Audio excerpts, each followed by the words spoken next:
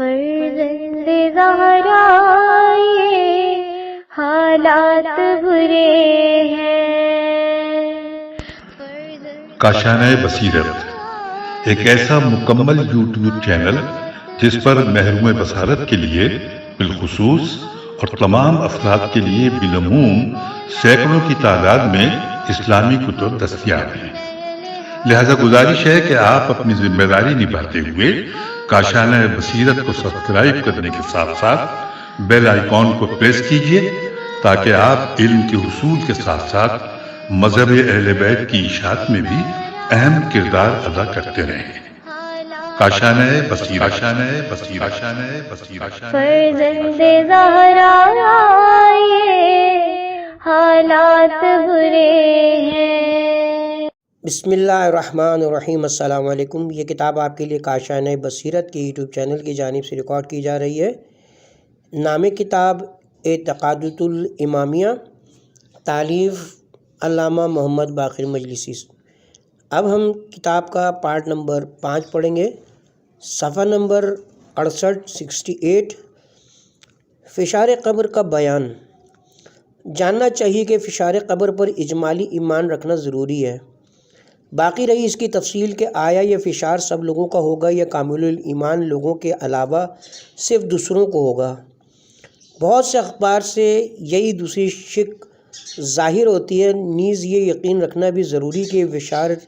روح کو اصلی جسم کے ساتھ ہوتا ہے، نہ کہ جسم مثالی کے ساتھ۔ عالم برزخ کی کیفیت کا بیان۔ منکرین کے سوال و جواب کے بعد روحیں مثالی جسموں میں منتقل ہو جاتی ہیں۔ اس کے بعد اگر وہ مومن تھے تو ان میں سے بعض کی روحیں تو اپنی قبروں کے اوپر رہتی ہیں، جو اپنی زیارت کرنے والوں پر مطلع ہوتی ہیں، ان سے مانوس ہوتی ہیں اور ان کی زیارت سے نفع اندوز و خور سند ہوتی ہیں، اور بعض نجف اشرف اس کو مشرف کرنے والے پر ہزاروں درود و سلام کی وادی سلام کی طرف منتقل ہو جاتی ہیں، اور بعض دنیا والی جنت میں داخل ہو جاتی ہیں، اس کے پھل میوے کھاتی ہیں، اس کی نہروں سے پانی پیتی ہیں، الغرض اس کی نعمتوں سے لطف اندوز ہوتی ہیں۔ جیسے کہ خدا فرماتا ہے جو لوگ خدا کی راہ میں شہید ہو جاتے ہیں ان کو مردہ خیال نہ کرو، بلکہ وہ زندہ ہیں اور اپنے پروردگار سے رزق پاتے ہیں۔ خدا نے اپنے فضل و کرم سے انہیں جو کچھ عطا فرمایا وہ اس سے خوش و خرم ہے، اور اگر وہ کافر و مان تھے تو ان کی روحوں کو آتش جہنم کی طرف لے جایا جاتا ہے، جہاں ان کو قیامت تک عذاب ہوتا رہے گا، اور اگر وہ مرنے والے متصف ضعیف العقل ہوں گے تو بعض اخبار سے یہ ظاہر ہوتا ہے کہ ان کو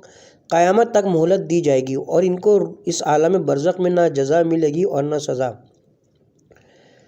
دنیاوی جنت و نار کا بیان۔ یہ عقیدہ رکھنا بھی واجب ہے کہ جنت الخلد کے علاوہ خدائے قدیر نے دنیا کے اندر بھی ایک جنت و نار خلق فرمائی ہے، بلکہ امام رضا علیہ السلام سے ایک روایت میں مروی کہ جناب آدم کی جنت جس سے ان کو نکالا گیا تھا دنیا کے باغوں میں سے ایک باغ تھا، وہ جنت الخلد نہ تھی، ورنہ اس سے کبھی باہر نہ آتے۔ جنت و جہنم کا بیان۔ جنت اور جہنم کے وجود پر اس طرح ایمان لانا واجب ہے جس طرح پیغمبر اسلام صلی اللہ علیہ وآلہ وسلم سے وارد ہے کہ جنت میں ظاہری حظوظ اور لذائذ اور جہنم میں حسی تکالیف و شدائد ہوں گے۔ لہٰذا جنت کی معلومات حقہ اور جہنم کی معلومات باطلہ یا جنت کی اخلاق حسنہ اور جہنم کی اخلاق رذیلہ سے تعویل کرنا سراسر کفر و الحاد ہے، بلکہ یہ عقیدہ رکھنا بھی واجب ہے کہ وہ اس وقت پیدا ہو چکی ہیں اور موجود ہیں، نہ یہ کہ بعد میں پیدا کی جائیں گی۔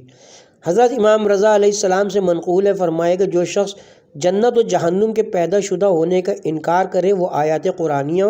اور معراج نبوی صلی اللہ علیہ وسلم کا منکر ہے، کیونکہ پیغمبر اسلام نے شب معراج جنت و نار کو بچشم خود دیکھا تھا، اور ایسا شخص کافر ہے۔ عقیدہ رجت کا بیان۔ رجت پر ایمان رکھنا واجب ہے کیونکہ یہ اعتقاد شیعہ مذہب کی خصوصیات میں سے ہے، اور سنی و شیعہ میں ائمہ اہل بیت علیہم السلام سے اس کا ثابت ہونا مشہور و مسلم ہے۔ ان ذوات مقدسہ سے مروی کہ جو شخص ہماری رجت پر ایمان نہیں رکھتا وہ ہم سے نہیں ہے، یعنی ہمارے مذہب سے خارج ہے۔ جو کچھ اخبار و آثار سے واضح و آشکار ہوتا ہے وہ یہ ہے کہ خداوند عالم جناب قائم آل محمد علیہ السلام کے زمانے ظہور کے وقت یا اس سے کچھ پہلے کامل ایمان لوگوں کی ایک جماعت کو دنیا میں لوٹائے گا تاکہ ائمہ اطہار علیہ السلام کی زیارت کر کے اور ان کی حکومت و سلطنت دیکھ کے ان کی آنکھیں ٹھنڈی ہوں، اور کفار و مخالفین کی ایک جماعت کو بھی اس میں لایا جائے گا تاکہ آخرت سے پہلے ان سے دنیا میں انتقام لیا جا سکے۔ مگر دونوں فریق کے جو مستضعف لوگ ہیں وہ قیامت سے پہلے محشور نہیں ہوں گے۔ اور جہاں تک ائمہ اطہار علیہ السلام کے رجوع کا تعلق ہے تو بہت سے اخبار جناب امیر اور جناب امام حسین علیہ السلام کے رجوع کرنے پر دلالت کرتے ہیں، اور بعض اخبار و آثار جناب رسول خدا اور دوسرے ائمہ ہدیٰ کے رجوع کرنے پر بھی دلالت کرتے ہیں۔ باقی رہی یہ بات کہ ان ذوات کا رجوع فرمانا جناب قائم آل محمد علیہ السلام کے زمانے میں ہوگا یا اس کے بعد یا اس سے کچھ پہلے، اس سلسلے میں اخبار میں اختلاف ہے، لہذا واجب یہ ہے کہ بعض لوگوں اور بعض ائمہ علیہ السلام کے رجوع کرنے پر اجمالی ایمان رکھا جائے اور تفصیلات کا علم انہی ذوات عالیہ کے سپرد کر دیا جائے۔ اس سلسلے میں جو اخبار وارد ہیں وہ میں نے بحر الانوار جلد نمبر 3 طبع قدیم میں درج کر دیے ہیں، اور اس موضوع پر میں نے ایک مستقل رسالہ بھی لکھا ہے۔ حاشیہ: ہم نے بھی بقدر ضرورت رجت کے موضوع پر احسن الفوائد فی شرح العقائد میں سیرحاصل تبصرہ کر دیا ہے، وہاں رجوع کیا جائے۔ کتاب کی طرف چلتے ہیں۔ قیامت کبریٰ کا بیان۔ یہ اعتقاد رکھنا واجب ہے کہ خداوند عالم بروز قیامت تمام لوگوں کو محشور فرمائے گا اور ان کی روحوں کو ان کے اصلی بدنوں میں داخل فرمائے گا۔ اس حقیقت کا انکار کرنا یا اس کی کوئی ایسی تعویل کرنا جو اس کے اس ظاہری مفہوم کے انکار کا باعث ہو، جیسے کہ بعض ملحدین سے سنا جاتا ہے، بالاتفاق کفر و الحاد ہے۔ قرآن کا اکثر و بیشتر حصہ قیامت کے ثابت کرنے اور اس کا انکار کرنے والوں کے کفر کا بیان کرنے کے متعلق وارد ہیں۔ حکماء و فلاسفہ اس سلسلے میں جو شکوک و شبہات پیش کیا کرتے ہیں کہ معدوم کا اعادہ محال ہے، یا اس سلسلے کی آیات و روایات کی صرف ماد روحانی کے ساتھ تعویل کرتے ہیں، تم ان کی طرف سے کوئی توجہ التفات نہ کرو۔ حاشیہ ہے: ہم نے احسن الفوائد فی شرح العقائد میں ان تمام شکوک و شبہات کے مدلل و مکمل جوابات علوم قدیمیہ اور جدیدیہ کی روشنی میں پیش کر دیے ہیں۔ اس کی مفصل بحث کو دیکھنے کے خواہش مند حضرات اس کتاب کی طرف رجوع فرمائیں۔ نیز قیامت کبریٰ اور اس کے بعد اس باب کے اختتام تک جو عقائد سرکار علامہ مجلسی نے مجملاً بیان فرمائے ان کی تفصیلات احسن الفوائد میں دیکھی جا سکتی ہیں۔ کتاب کی طرف رجوع کرتے ہیں۔ حساب و کتاب کا بیان۔ یہ اعتقاد رکھنا بھی واجب ہے کہ بروز قیامت حساب کتاب کا ہونا اور نامہ اعمال کا دائیں بائیں ہاتھوں میں دیا جانا برحق ہے، یعنی نیکوکاروں کے نامہ اعمال ان کے دائیں ہاتھ میں اور بدکاروں کے اعمال نامے بائیں ہاتھ میں دیے جائیں۔ کرامن کاتبین کا بیان۔ خداوند عالم نے ہر شخص کے ساتھ 2 فرشتے موکل فرمائے، ایک دائیں طرف دوسرا بائیں طرف۔ دائیں طرف والا فرشتہ انسان کی نیکیاں لکھتا ہے اور بائیں جانب والا برائیاں۔ دن کے فرشتے الگ ہیں اور رات کے الگ۔ دن والے فرشتے دن بھر کے اعمال لکھتے ہیں اور جب دن ختم ہو جاتا ہے تو وہ چلے جاتے ہیں، اور رات والے آ جاتے ہیں جو رات کے اعمال لکھتے ہیں۔ خبردار ان کی کوئی تعویل نہ کرنا جیسا کہ آج کل سننے میں آتا ہے، کیونکہ ایسا کرنا صریح کفر ہے۔ شفاعت نبی و امام کا بیان۔ جناب رسول خدا صلی اللہ علیہ وسلم اور ائمہ ہدیٰ کی شفاعت و سفارش پر ایمان رکھنا واجب ہے، اور یہ کہ خدا کسی اچھے کام پر انعام و اکرام کا وعدہ کر کے وعدہ خلافی نہیں کرتا۔ ہاں البتہ اگر کسی برے کام کرنے پر سزا کی دھمکی دے کر توبہ یا شفاعت وغیرہ سے وہ سزا موقوف کر دے اور وہ گناہگار اہل ایمان کو معافی دے دے تو یہ ممکن ہے، کیونکہ وہ اپنے وعدے کے مطابق توبہ کو قبول کرتا ہے، اور یہ اس کا فضل ہے۔ باقی رہے کفار و مشرکین اور اہل خلاف میں سے معاندین تو وہ ہمیشہ جہنم میں رہیں گے۔ ہاں البتہ اہل خلاف میں سے جو لوگ مستضعفین ہیں ان کی نجات کا احتمال و امکان ہے۔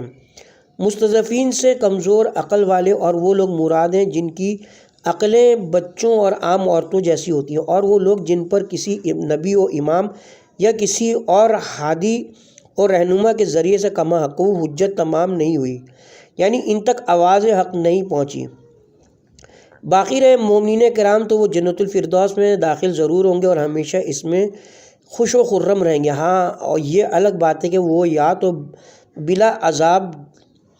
داخل جنت ہوں گے یا عالم برزخ یا جہنم میں کچھ عذاب و عقاب کے بعد۔ مخفی نہ رہے کہ یہ شفاعت صرف ان لوگوں کے ساتھ مخصوص ہے جن کا عقیدہ درست ہوگا، مگر ان میں کچھ عملی کمزوریاں ہوں گی، ان کے علاوہ اور کسی کی شفاعت نہ ہوگی۔ حبت و تکفیر کا بیان۔ جاننا چاہیے کہ میرے نزدیک حبت یعنی سنگین قسم کے گناہ کرنے سے بعض نیکیوں کا اکارت ہو جانا، اور تکفیر بعض خاص اچھے کام کرنے سے برائیوں کا محو ہو جانا بعض معائنوں کے اعتبار سے جن کی قوسین میں وضاحت کر دی گئی ہے ثابت ہیں۔ اس سلسلے میں وارد شدہ اخبار و آثار حد احصا و شمار سے زائد ہے، اور علم کلام میں ان کی نفی پر جو دلائل پیش کیے جاتے ہیں وہ سب کے سب بودے اور کمزور ہیں، جیسا کہ ان میں غور و فکر کرنے والوں پر پوشیدہ نہیں ہے۔ پل صراط و میزان وغیرہ کا بیان۔ پھر ان تمام حقائق پر ایمان رکھنا واجب ہے، لازم ہے، جو شرع اقدس کی زمان اطہر پر وارد ہوئے ہیں، جیسے پل صراط، میزان اعمال اور قیامت کے دوسرے حالات و کیفیات، اور پرخطر و ہولناک مناظر و واقعات، اور اپنی طرف سے ان حقائق کی کوئی سی تعویل کرنا جائز نہیں ہے سوائے اس تعویل کے جو خود شریعت مقدسہ میں وارد ہوئی ہے، کیونکہ کفر و الحاد کا پہلا زینہ ہی اپنے عقول ناقصہ اور آرا کا سدہ سے حقائق شریعہ میں تصرف بیجا کرنا ہے۔ خداوند عالم ہمیں اور تمام اہل ایمان کو اس سے اور اس جیسی غیر شرعی حرکات سے اپنی پناہ میں رکھے۔ دوسرا باب کیفیت عمل کے بیان میں۔ دوست من قبل ازیں خانوادہ عصمت و طہارت کے اقوال و افعال میں ان کی پیروی کرنا اور ان کے اخبار و آثار میں غور و فکر کرنے کے متعلق ہم جو کچھ لکھ چکے ہیں وہ تم معلوم کر چکے ہو۔ احادیث اہل بیت علیہم السلام کی فضیلت کا تذکرہ۔ اب تمہیں یہ بھی معلوم ہونا چاہیے کہ ہم نے ہر قسم کی خیر و خوبی کو اس خانوادے کے اخبار و آثار میں پایا ہے، کیونکہ حکم الہی و معارف ربانیہ میں سے کوئی حکمت و معرفت کی بات ایسی نہیں جو ان میں پوری شرح و بسیط کے ساتھ موجود نہ ہو، بشرطے کہ انسان عقل سلیم اور طبع مستقیم کے ساتھ ان کا مطالعہ کرے اور ضلالت و گمراہی کے راستوں پر گامزن ہو کر اپنی عقل و فکر کو کج نہ کر لے، اور اپنی خداداد فہم و فراست کو کج فہم و گمراہ لوگوں کے ساتھ اخلاق و اطوار سے مانوس نہ کرے۔ ان اخبار میں دین و دنیا کی ابدی سعادت تک پہنچنے کا راستہ ہر اس شخص کے لیے واضح و آشکار ہے جو اپنی چشم بصیرت سے خواہشات نفسانیہ کی پٹی اتار دے اور اپنی نیت کو صحیح و خالص کرنے کے لیے اپنے پروردگار سے متوسل ہو۔ چنانچہ خداوند عالم فرماتا ہے کہ جو لوگ ہمارے متعلق کدو کاش کرتے ہیں ہم ان کو اپنے راستے دکھا دیتے ہیں، اور یہ بات خدا تعالیٰ کے لیے ناممکن ہے کہ وہ وعدہ کر کے وعدہ خلافی کریں، بشرطے کہ یہ آنے والا خدا کے پاس ان راستوں سے آئے جن سے آنے کا اس نے حکم دیا ہے۔ حاشیہ ہے، اور وہ ہے سرکار محمد و آل محمد علیہ السلام۔ ارشاد قدرت ہے، گھروں میں ان کے دروازوں سے آؤ، اور جناب رسول خدا صلی اللہ علیہ وسلم فرماتے ہیں،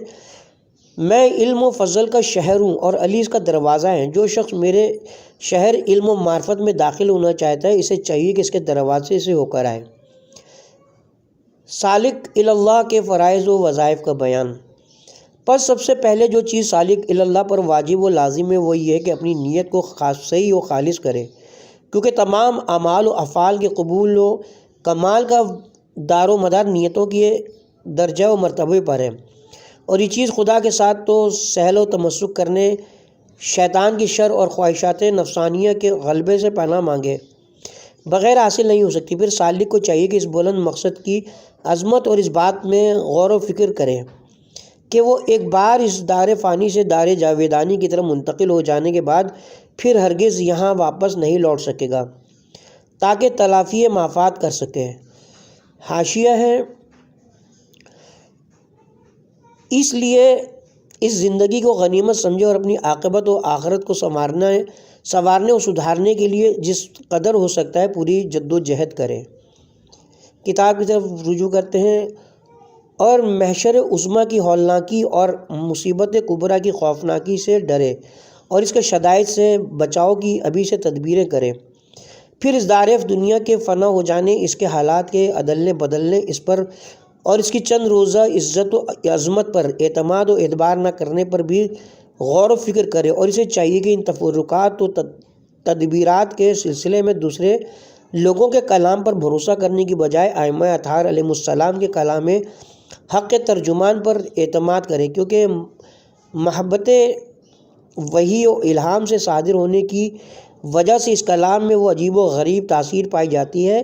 جو دوسروں کے کلام میں نہیں پائی جاتی۔ اگرچہ دونوں کا مضمون ایک ہی ہوتا ہے، نیز غزالی اور ابو طالب مکی وغیرہ مدعیان معرفت صوفیہ کا کلام حق و باطل دونوں پر مشتمل ہوتا ہے۔ یہ لوگ عامت الناس کو اپنے دام میں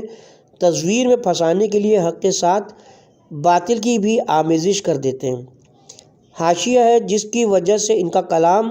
ناقابل اعتبار ہو کر رہ جاتا ہے۔ اس کے برعکس کلام اہل بیت علیہ السلام سراسر حق و صداقت ہے، اور اس میں باطل کا کہیں نام و نشان تک بھی نہیں ہے۔ کتاب کی طرف رجوع کرتے ہیں، نیت کی حقیقت اور اس کے اقسام کا بیان۔ جاننا چاہیے کہ نیت کی حقیقت وہ نہیں جو عام لوگوں کے درمیان مشہور ہے، یعنی کسی چیز کا دل میں تصور کرنا اور پھر عربی یا عجمی الفاظ کا زبان پر جاری کرنا، بلکہ دراصل نیت اس جذبے کا نام ہے جو انسان کو کسی کام کے کرنے کی تحریک دے کرتا ہے اور اس پر آمادہ کرتا ہے، اور یہ نفس انسانی میں ایک ایسا پوشیدہ امر ہے جس پر سوائے ان لوگوں کے جو خدا کی اطاعت گزاری میں بہت جد و جہد کرتے ہیں، جن کو خدا نے بموجب آیت کریمہ خدا نے اس نفس کو بدکاری اور نیکوکاری کا الہام کر دیا ہے، نفس کے جملہ عیوب و نقائص اور اس کی تمام بیماریوں سے آگاہی عطا کی ہے، اور کوئی شخص مطلع نہیں ہو سکتا، اور یہ نیت انسان کی اسی حالت کے تابع ہوتی ہے جس پر وہ قائم ہوتا ہے۔ جیسا کہ ارشاد خداوندی کہہ دو کہ ہر شخص اپنی شاکلہ نیت کے مطابق عمل کرتا ہے،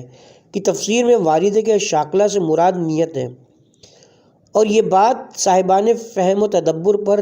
پوشیدہ نہیں ہے۔ اس مطلب کو ایک مثال سے یوں سمجھیے کہ ایک شخص ہے جس کا طور و طریقہ اور عادات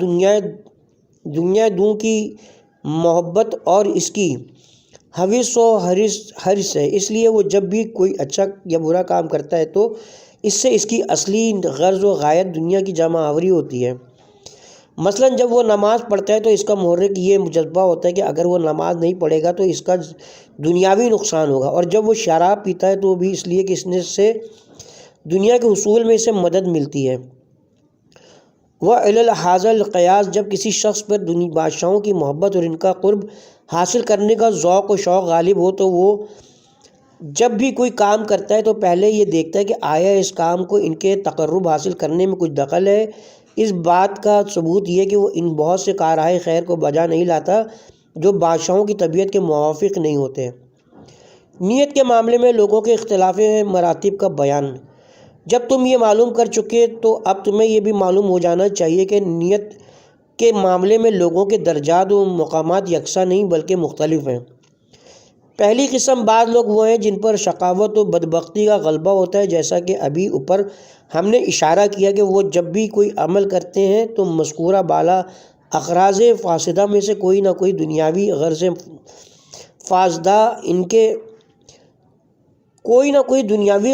فاسد ان کے پیش نظر ہوتی ہے۔ ایسے لوگ اگر اس بری حالت کے دور کرنے میں قد و کاوش نہیں کریں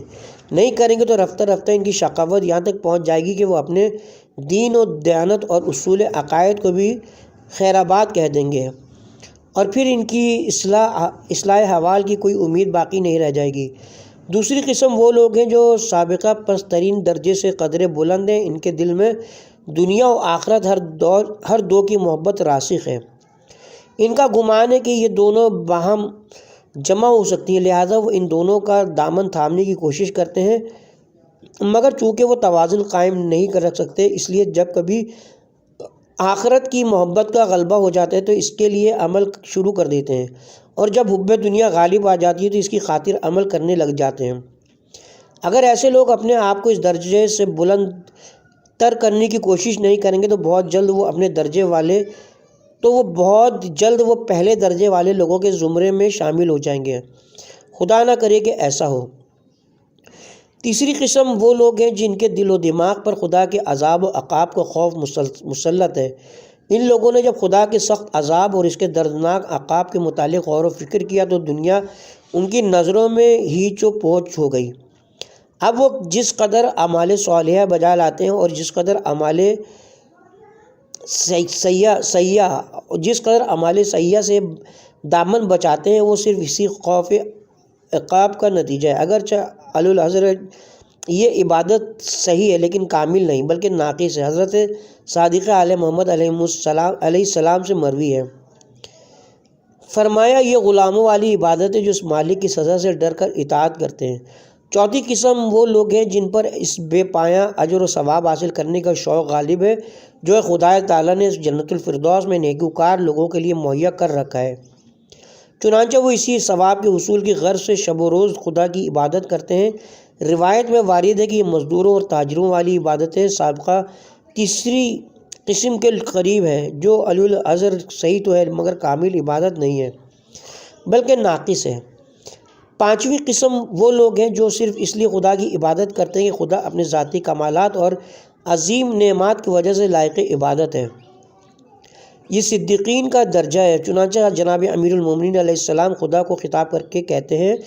میں نے تیری جہنم کے خوف یا تیری جنت کے شوق میں تیری عبادت نہیں کی بلکہ صرف تجھے لائق عبادت سمجھ کر تیری عبادت کی ہے۔ حضرت صادق علیہ السلام سے منقول ہے، فرمایا یہ آزاد لوگوں والی عبادت ہے۔ یہ دعویٰ جو جناب امیر نے فرمایا ہے انہی ذوات مقدسہ کے شائن شان ہے۔ اگر کوئی اور شخص یہ دعویٰ کرتا ہے تو وہ قابل سماعت نہیں ہے، کیونکہ ایسا دعویٰ وہی شخص کر سکتا ہے جس کو اپنے متعلق یہ یقین ہو کہ اگر بالفرض خدا نے جنت و دوزخ پیدا ہی نہ کی ہوتی بلکہ پناہ بخدا اگر ایسا ہوتا ہے کہ گناہگار کو جنت میں اور نیکوکار کو جہنم میں داخل کیا جاتا تب بھی وہ جنت و جہنم کے تصور سے بالاتر ہو کے خدا کی اطاعت ہی کرتا کیونکہ وہ عبادت و بندگی کے لائق ہے۔ چھٹی قسم وہ لوگ ہیں جو شکر گزاری کے جذبے کے ماتحت خدا کی عبادت کرتے ہیں کیونکہ جب وہ اپنے خالق و مالک کی نعمات غیر متناہیہ کو دیکھتے ہیں تو ان کی عقل فیصلہ کرتی ہے کہ ایسا محسن و منعم حقیقی اس بات کا حقدار ہے کہ اس کے ان انعامات کی وجہ سے اس کی عبادت کی جائے۔ ساتویں قسم وہ لوگ ہیں جو شرم و حیا کی وجہ سے خدا کی عبادت کرتے ہیں کیونکہ ان کی عقل و خرد یہ فیصلہ صادر کرتی ہے کہ اچھائیاں اچھی اور برائیاں بری ہیں، اور یہ بھی جانتے ہیں کہ خدا علیم ان کے تمام حالات و کیفیات پر مطلع ہے، اس لیے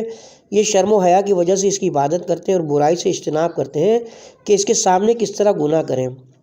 ثواب و عذاب کی طرف ان کی توجہ ہی نہیں ہوتی۔ لفظ احسان کی تفسیر میں جو وارد ہے کہ خدا کی اس طرح عبادت کرو گویا تم اسے دیکھ رہے ہو، اگر تم اسے نہیں دیکھ رہے ہو تو وہ تو ضرور تمہیں دیکھ رہا ہے، اس میں اسی بلند مرتبے کی طرف اشارہ ہے۔ آٹھویں قسم وہ لوگ ہیں جو خدا کی محبت کی وجہ سے اس کی عبادت کرتے ہیں۔ ظاہر ہے کہ محبت کا مرتبہ کمال و جمال کا اعلیٰ و اکمل مرتبہ ہے، اور یہ مرتبہ و مقام بوجہ محبت ہمیشہ اس کا ذکر کرنے، بکثرت عبادت بجا لانے، اس کی بے حساب نعمتوں اور اپنے اوپر اس کے مراحم و الطاف کو یاد کرنے سے حاصل ہوتا ہے۔ اور جب محبت حاصل ہو جائے تو پھر قانون قدرت و فطرت کے مطابق محبوب کی مخالفت جائز نہیں ہوتی، اس لیے وہ اس کی اطاعت کرتے ہیں اور وہ اپنے کسی نفع و نقصان کی طرف متوجہ نہیں ہوتے ہیں۔ نویں قسم وہ لوگ ہیں جو خدا کا قرب حاصل کرنے کی خاطر اس کی عبادت کرتے ہیں۔ قرب کے چند دقیق معنی جن میں سے بعض کی طرف ہم یہاں اشارہ کرتے ہیں کیونکہ خدا کے حق میں قرب زمانی و مکانی کا تو تصور بھی نہیں ہو سکتا، کیونکہ وہ زمان و مکان اور اجسام و ابدان کی قید سے آزاد ہے۔ پس اس قرب سے مراد یا تو درجہ اور کمال والا قرب ہے، کیونکہ نقص و عیب کی صورت میں آدمی خدا کی جانب سے انتہائی بعید ہوتا ہے، اس لیے کہ وہ کمال کے آخری درجے پر فائز ہے۔ لہٰذا جب آدمی اپنے سے بعض نقائص دور کر دے اور بعض کمالات سے متصف ہو جائے تو اس کا خدا سے یہ بُعد کم ہو جاتا ہے اور وہ بعض اخلاق الہیہ سے مختلق ہو جاتا ہے، یا صحبت معنوی اور یاد محبوب والا قرب مراد ہے، کیونکہ جب محب مشرق میں اور اس کا محبوب مغرب میں، تب بھی وہ ہمیشہ اس کے ذکر و تفکر اور اس کی طرف سے سپرد شدہ خدمات کی بجا آوری میں مشغول رہتا ہے۔ ایسا محب در حقیقت باوجود بعد مکانی کے اپنے محبوب سے اس دشمن سے بدرجہ قریب تر ہوتا ہے جو اس کے پہلو میں بیٹھا ہے۔ یہ حقیقت ہر قسم کے شک و شبہ سے بالاتر ہے کہ قرب کے دونوں معنی عبادت کرنے سے حاصل ہوتے ہیں، پس ممکن ہے کہ عبادت گزار کا مقصد ان دونوں معنوں کے اعتبار سے خدا کا قرب حاصل کرنا ہو۔ مخفی نہ رہے کہ قرب کے اور کچھ معنی بھی ہوں اور مرکز اور مذکورہ بالا درجات کے علاوہ نیت کے بعض اور غیر محدود درجے بھی ہیں، مگر ہم نے بطور مثال صرف چند مراتب و مدارج کی طرف اشارہ کر دیا ہے تاکہ مومن سالک کو اس راستے کے خطرات سے آگاہی حاصل ہو جائے اور خدا سے توسل و تمسک حاصل کرے تاکہ وہ اسے اس راستے کی ہلاکتوں سے نجات عطا کرے، اور یہاں تک کہ یہ خدا کے ان مخلص بندوں کے زمرے میں داخل ہو جائے جو شر شیطان سے محفوظ ہوتے ہیں، جیسے کہ خدا تعالیٰ کا ارشاد ہے: اے شیطان، جو میرے مخلص بندے ہیں ان پر تیرا کوئی قابو نہیں ہے۔ شیطان کی مثال عنوان: شیطان کی بہترین مثال وہ ہے جو اسے اس کتے کے ساتھ دی گئی ہے جو اپنے مالک کے دروازے پر بیٹھا ہوتا ہے، لہذا جو شخص بھی اس کے مالک کے گھر میں داخل ہوتا ہے وہ اسے کاٹتا اور اذیت پہنچاتا ہے، اور اس سے بچاؤ صرف اسی صورت میں ہو سکتا ہے کہ مالک اسے ڈانٹ ڈپٹ پلائے یا کتے کو یقین ہو جائے کہ یہ آنے والا صاحب خانہ کے دوستوں میں سے ہے، اس لیے اس کی یہاں آمد و رفت رہتی ہے۔ بے نہیں اسی طرح یہ ملعون بھی گویا خدا کے دروازے پر بیٹھا ہے تاکہ اس کی بارگاہ میں اجنبی لوگ اور وہ لوگ جو اپنی شقاوت و بدبختی کی وجہ سے اس گھر میں داخل ہونے کے لائق نہیں ہے داخل نہ ہونے پائیں۔ پس جب بندہ اس کے شر سے خدا کی پناہ طلب کرتا ہے اور خدا اسے جھڑک دیتا ہے یا شیطان کو پتہ چل جاتا ہے کہ یہ بندہ اس بارگاہ کے صاحبان قرب اور مالک الملوک کے خواص میں سے اور اس دروازے پر اس کی آمد و رفت کا سلسلہ جاری رہتا ہے اور یہ صاحب خانہ سے مانوس و معلوف ہے، تو یہ کتا اسے کچھ نہیں کہتا۔ پس جب سالک اللہ خدا سے متمسک ہو اور بقدر طاقت و وسعت ابتدائی سے اپنی نیت کو صحیح کر لے، یعنی صرف ان باتوں کو طلب کرے جن کے متعلق اسے یقین ہو کہ اس کی آخرت کی بھلائی ان میں مضمر ہے، اور اس بات کی ہرگز پرواہ نہ کرے کہ اہل زمان اور جاہلان دوران اسے حشوی یا قشری یا زاہد مشک کہتے ہیں یا اس کو جاہل قرار دیتے ہیں۔ پس جب وہ اس مرتبے پر فائز ہو جائے گا تو حق اس کے سامنے روز روشن کی طرح واضح اور جلوہ گر ہو جائے گا۔ اس کے ساتھ ہی ہم یہاں پہ کتاب کے پارٹ نمبر 5 کا اختتام کرتے ہیں۔